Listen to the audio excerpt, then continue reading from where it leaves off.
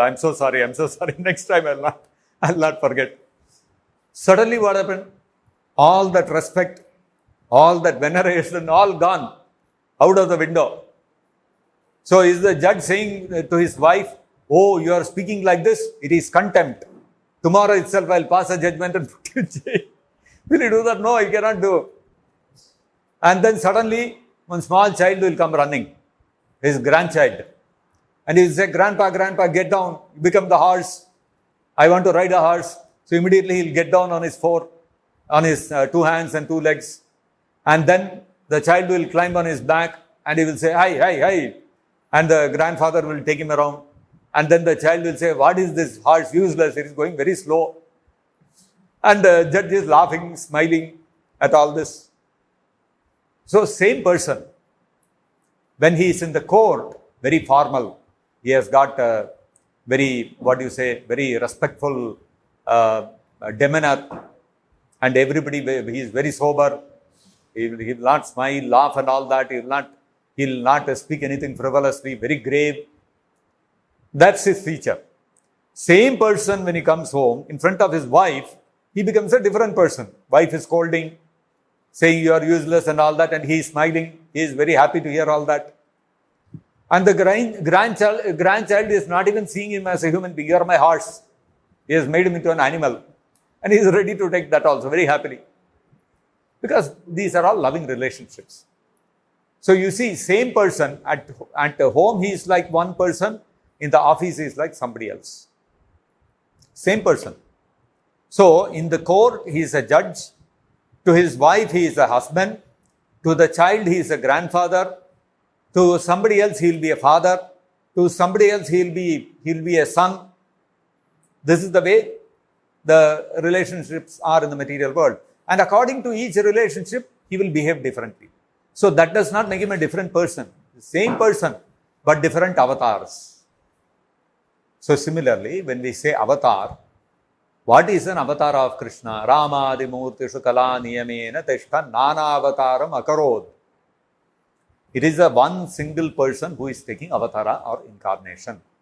That one Supreme Lord is expanding himself and incarnating into this material world. It's not different people, it is the same person. But according to the rasa, the relationship he has with his devotees, he appears differently. He appears as Rama, he appears as Parashurama, he appears as Balarama, or himself as Krishna. Kala niyamena tishtan nanavataram akarot bhuvaneshu kintu Krishna swayam samabhavat. But Krishna is not an incarnation, he is not an expansion. Swayam, he is Swayam Bhagavan, he is the original Supreme Personality of Godhead. So, this Supreme Lord, when he takes on different forms, when he incarnates into the material world, he will not necessarily that he has to appear as a man only. He appeared as a woman, as Mohini Avatara.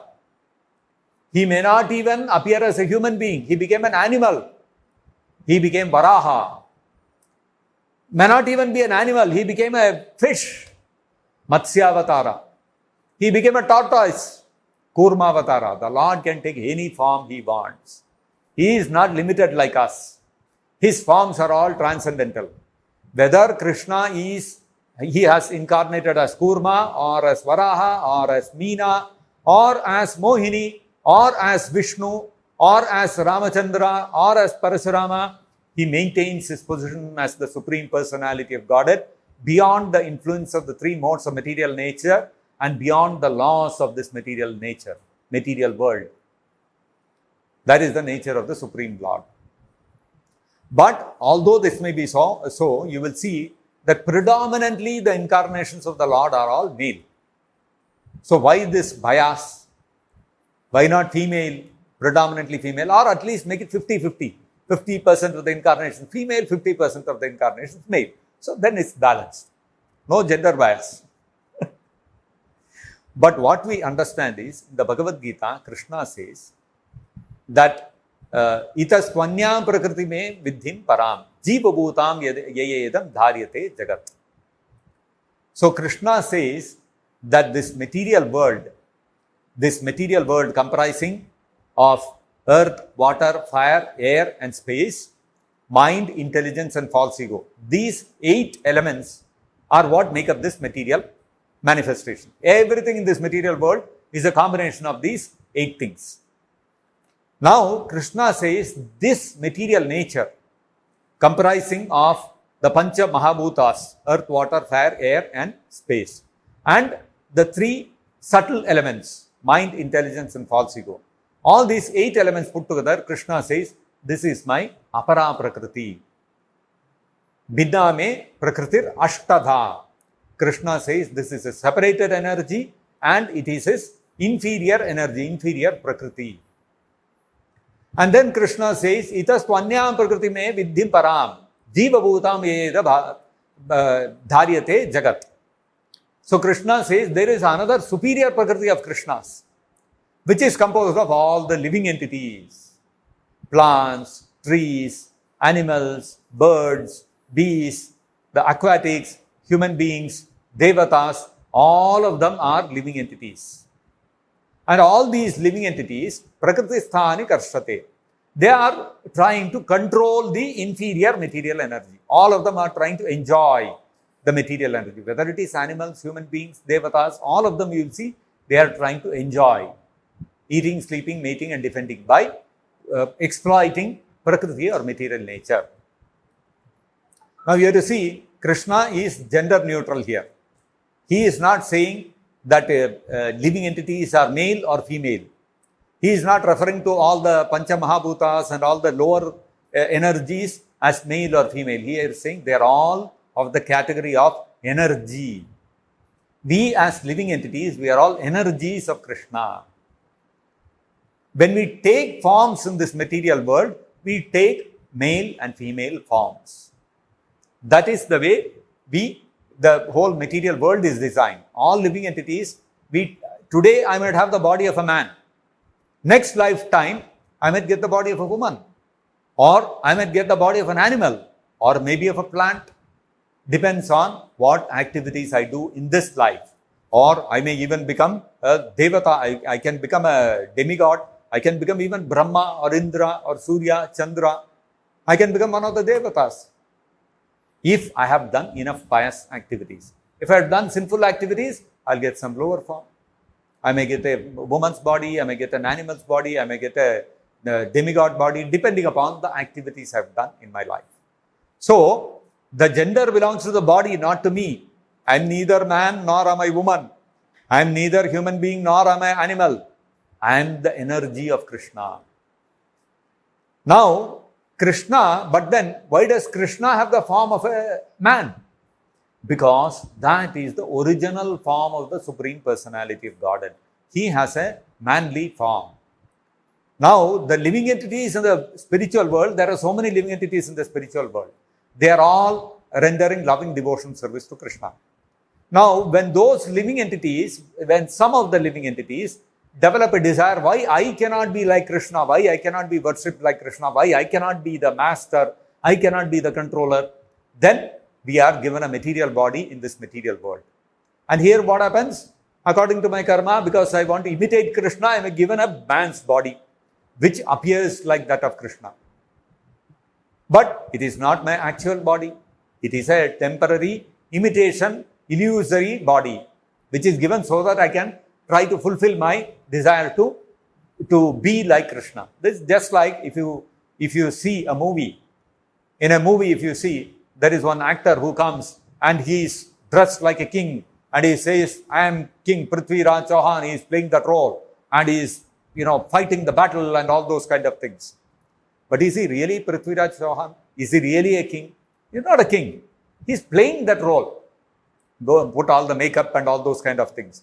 So that is illusion. He has created an illusion that he appears like a king. But he is not really a king. Isn't it? Like that, the bodies that we get in this material world are all illusions. So they are not real. They are not real man, woman, animal, plant, bird, etc. These are all not real. So if it were real, then when I die, first of all, I should never die if the body is real. Why do we say it is asat or unreal? Because this body has a beginning and it has an end. At a certain point of time, we have got a birthday. We are born on a certain date. And we also have a death date. One day, when our life span is over, we will die. Then the body will cease to exist. Even within this lifetime, we change so many bodies. When I'm born as such a small baby. Where is that body now? Now it is gone. You can never bring back that body. Then at some point of time, I was a young boy or a girl, and I was running, playing, jumping. Where is that body now? That body is also gone. Similarly, right now I might be having a youthful body. After 20, 30 years, I'll be having an old man's body, old woman's body. Young body is no more there. So even in this lifetime, no body is permanent. Body is constantly, we are changing. So therefore, this concept of male, female, human, animal, devata, these are all actually not real. What is real? I am a living entity and I am the energy of Krishna and I am part and parcel of Krishna. So therefore, fundamentally, we are all of the nature of prakriti. And prakriti means, in one sense, prakriti is called female, and Krishna, the Supreme Lord, who is the controller of that prakriti, is called the male. So Krishna is referred to as Purusha. Only he is referred to as Purusha. He is the only Purusha. The living entities in this material world also may be called Purusha. But when the living entity is referred to as Purusha, that is because he has that tendency to enjoy, to control like Krishna. He is imitating Krishna. He is imitating that Purusha. So we are in imitation Purusha. I may be having the body of a woman or a man. It doesn't matter. Both the man and the woman are trying to control. Both of them are imitating the original Purusha. Therefore, the living entity in this material world is also sometimes referred to as Purusha. What we have to understand, it is imitation Purusha. The real Purusha is only Krishna. And rest, everybody else is Prakriti. We are all feminine in the sense that Krishna is the supreme enjoyer, the supreme male, and we are all the living entities to be enjoyed by Krishna, and so we are all feminine in that sense. So, therefore, majority of the incarnations you will see are all male, because the Supreme Lord is the only Purusha, he is the only really male. We are all imitation males and females in this material world. Originally in the spiritual world, the original only male is Krishna and the original female is Radharani. Rest are all imitations. So therefore, we should not think that there is some bias towards men and women and all those kind of things. That's not the reality. The reality is Krishna is the real Purusha. All other male forms, female forms in this material world, they are all unreal, and therefore when we pray to the Supreme Lord Krishna, the highest position we can achieve is to become a female devotee of Krishna in the spiritual world. That's the highest position amongst all the devotees of Krishna, amongst all the servants of Krishna. The topmost devotees, they are the gopis, and amongst the gopis, the topmost is Radharani. So, nobody can be a superior devotee than Radharani. So, all the devotees, they aspire, at least in the Gaudiya Vaishnava Sampradaya, to achieve the topmost position in the spiritual world, which is to become a maidservant of the gopis. So, that is why every day when we do Tulsi Arati, we sing. What do we sing? We sing that, what is that line? Seva adhikare diye koro nija dasi. We don't say Koro Nija Dasa, we say Koro Dasi. We are all having male bodies, but still we sing, we want to become a Dasi. We want to become a female servant of the gopis in the spiritual world, because that is the highest position you can achieve. There is no higher position than that. So there is no bias here. We are speaking of reality. What is the reality? Krishna is the real person. He is the real Purusha. He is the only Purusha. So therefore, whenever he incarnates, he assumes his original forms, which are all the forms of Krishna, whether Balarama, Parashurama, they are all eternal. Today I might be having a male body.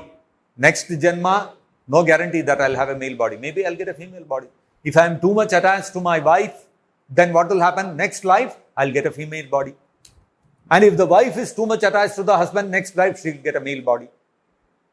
And if unfortunately we are too much attached to our pet dog, next life we will become a dog. This is a material law of material nature. Nobody can bypass this. This is the reality. So I am neither really male nor female. I have an original Swarupa in the spiritual world. Either a male or a female devotee form in the spiritual realm. Nanda Maharaj is a male. He is always a male and he is thinking how to serve Krishna. Yashoda Mai is a female. She is always a female. She always has that feminine body and she is also serving Krishna. So whether it is a male body or a female body in the spiritual world, no difference. All of them are serving Krishna in different transcendental relationships. And every one of them is fully satisfied in his relationship with Krishna. Yashodama is not thinking what to do. I got a female body. If I had got a male body, I would have been better. No, she is not thinking like that. And Nanda Maharaj is not thinking, see, I got a male body. Yashoda has got a female body. So I am superior. Nothing. Everybody is serving Krishna. Anybody who is serving Krishna, equal in the spiritual world. So on the spiritual realm, in the spiritual platform, all are equal. Nobody is inferior or superior. Inferiority or superiority in the spiritual world is depending on your devotion to Krishna. Therefore, I may be a male person in the spiritual world, but when I look at the gopis, I'll be saying, oh, gopis, they are the highest devotees. They are topmost devotees. You see, the devotion to Krishna is what makes a person superior in the spiritual world. Okay? So there is no bias related to male, female and all.